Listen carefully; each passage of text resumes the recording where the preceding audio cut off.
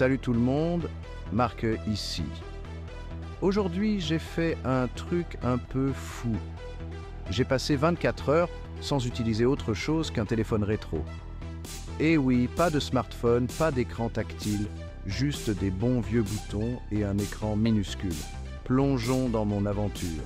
D'abord, la préparation a été un vrai voyage dans le temps. J'ai ressorti un classique Nokia 3333 en 10. Vous vous en souvenez? Indestructible, avec une autonomie incroyable et bien sûr, le légendaire jeu Snake. Mais est-ce qu'il pouvait répondre aux besoins d'un mordu de technologie moderne? Ma journée a commencé avec l'alarme. Fini la douceur des réveils en musique. C'était un bip bip bip agressif qui m'a fait bondir du lit. Après ce réveil brutal, j'ai dû envoyer un SMS à des amis. Le T9. J'avais oublié à quel point c'est lent de taper « Salut, ça te dit de se voir à 14 h ?» Ça m'a pris un bon 5 minutes. Ensuite, naviguer sans Google Maps. J'ai dû imprimer les directions à l'ancienne. C'était comme une chasse au trésor. Et honnêtement, c'était assez marrant, mais aussi frustrant. Rater un virage et il faut s'arrêter, plisser les yeux sur les directions papier. Les appels, par contre, étaient simples. Pas de coupure, pas de batterie qui se vide. Juste une communication claire et fiable.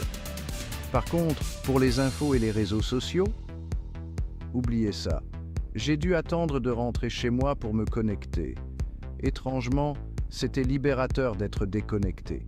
À l'heure du déjeuner, j'avais envie de jouer à des jeux. Snake à la rescousse. C'est toujours aussi addictif. Ça m'a diverti pendant ma pause et j'ai même attiré des regards envieux de mes collègues. Réunion l'après-midi? Pas de notifications d'email qui surgissent, pas de messages Slack pour me distraire. J'étais hyper productif. Mais mon calendrier synchronisé et les rappels me manquaient. Le soir venu, je regrette de ne pas pouvoir écouter de musique ou regarder des vidéos en streaming. J'ai dû ressortir mon vieux lecteur MP3 et mes CD.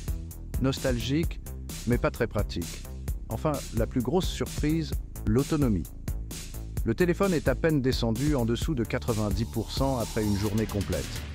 Imaginez ça avec les smartphones d'aujourd'hui. Alors, est-ce que je pourrais le refaire? Peut-être pour une détox le week-end.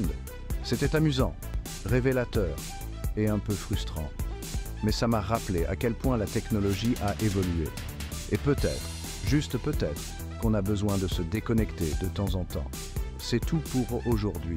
Si vous avez aimé ce voyage rétro, cliquez sur le pouce en l'air et n'oubliez pas de vous abonner pour plus d'aventures tech. On se retrouve dans la prochaine vidéo. À plus!